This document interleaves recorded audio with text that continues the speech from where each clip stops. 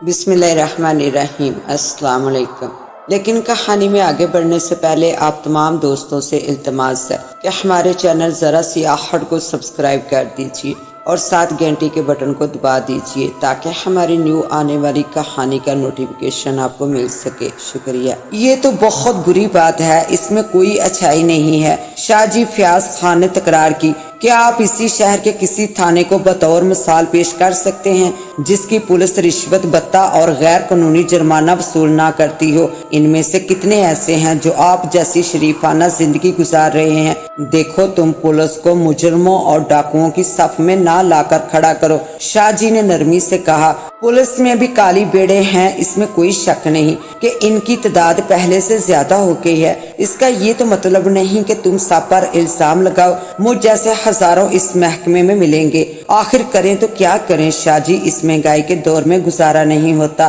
फयाज खान से पहले मैं बोल पड़ा। क्या कहा? शाहजी ने हैरत से मेरी तरफ देखा। 17-18 बरस तुमने गुजारा कैसे कर लिया? क्या तुम भूखे मर गए हो? जिंदगी जिस तरह गुजरी है वो मेरा दिल ही जानता है। मैंने जवाब में कहा, अब मेरे लिए गुर्बत की जिंदगी गुजारना मुहाल होती जा रही है। 17-18 बरस मुलाजमत करने के बाद भी मैं वहीं का वहीं हूँ जहाँ पहले था। आज मेरे पास अपना मकान नहीं है, मेरे घर में रंगीन टीवी, फ्रिज और सीडी नहीं है, साफ और अच्छे बिस्तर नहीं है। मेरी 2 लड़कियां और 2 लड़के हैं। सबसे बड़ी लड़की 17 बरस की है और वो कॉलेज में पढ़ रही है। मैं इसकी शादी इसलिए नहीं कर सकता कि मेरे पास इतनी रकम नहीं है कि जहेज और खाने के अखराजात बर्दाश्त कर सकूं। क्या सारी उम्र लड़की घर में बिठाए रखूं? तुम्हारा यहाँ कोई मकान नहीं है, लेकिन गांव में तुम्हारा एक मकान और कुछ जमीन तो है। शाहजी मुझसे कहने लगे, अपने इस मकान और जमीन को बेचकर एक मकान खरीद लो,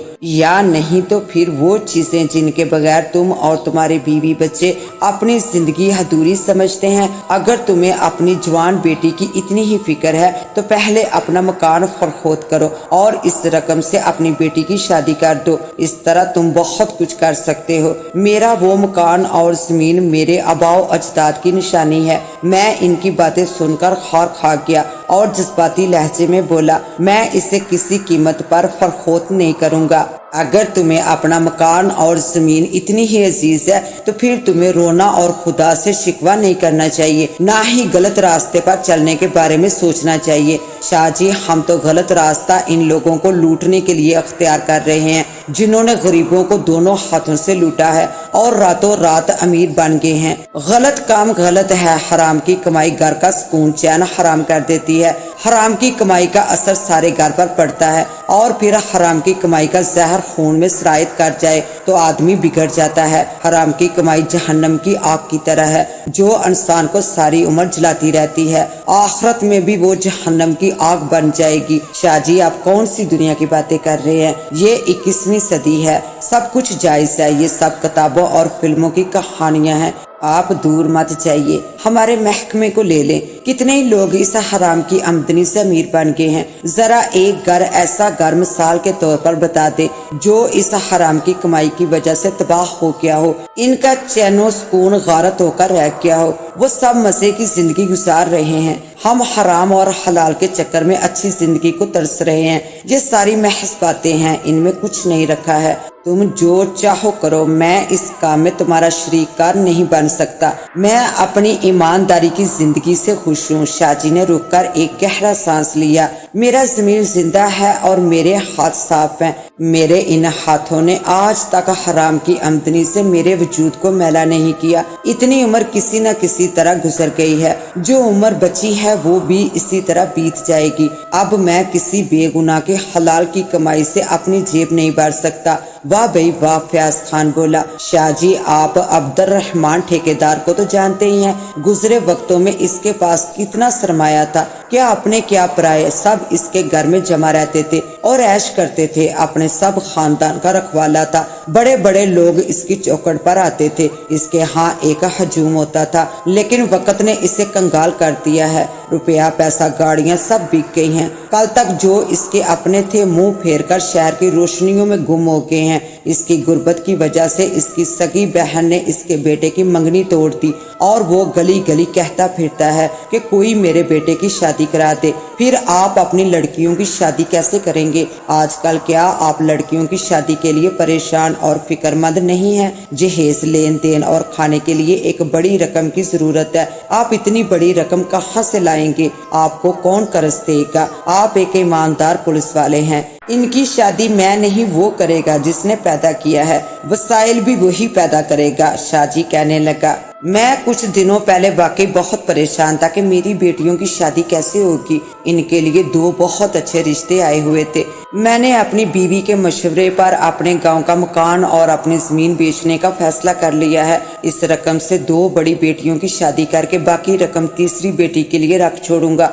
आप इतनी बड़ी हमाकत करेंगे? फयाज खान बोला, क्या फिर आप जमीन और मकान खरीद सकेंगे? इस हमाकत से मेरे दिल पर कोई बोझ नहीं रहेगा और ना मेरे ईमान पर कोई बोझ पड़ सकेगा। मैं रिश्वत लेना और गलत काम करना शुरू कर दूं तो इस रकम की मदद से बहुत सारे काम कर सकता हूं। मेरी परेशानियां खत्म हो सकती हैं, मकान और जमीन बच सकती है, लड़कियों के लिए जहेज भी आ जाएगा, लेकिन दूसरी तरफ मेरी जात और लड़कियों पर दबा भी आ जाएगा। मेरा ज़मीर मुझसे कहेगा, तुमने एक घर बर्बाद करके अपनी बेटियों का घर बसाया है। कोई सहेली मेरी बेटी को ये ताना भी दे सकती है कि तुम्हारे बाप ने तुम्हारी शादी हराम की कमाई से की है। क्या तुम्हारा ये ख्याल है कि ये बातें कोई मुझसे नहीं कहेगा? लोग जरूर कहेंगे, इसलिए कि इन्हें मौका मिलेगा। क्या मेरी लड़कियां इन्हें मुंह दिखा सकेंगी? क्या मैं इन लोगों से नजरें मिला सकूंगा जो मेरी ईमानदारी की जिंदगी को पसंद करते हैं? क्या मैं और मेरे बच्चे दुनिया वालों के सामने अपना सर ऊंचा कर सकेंगे?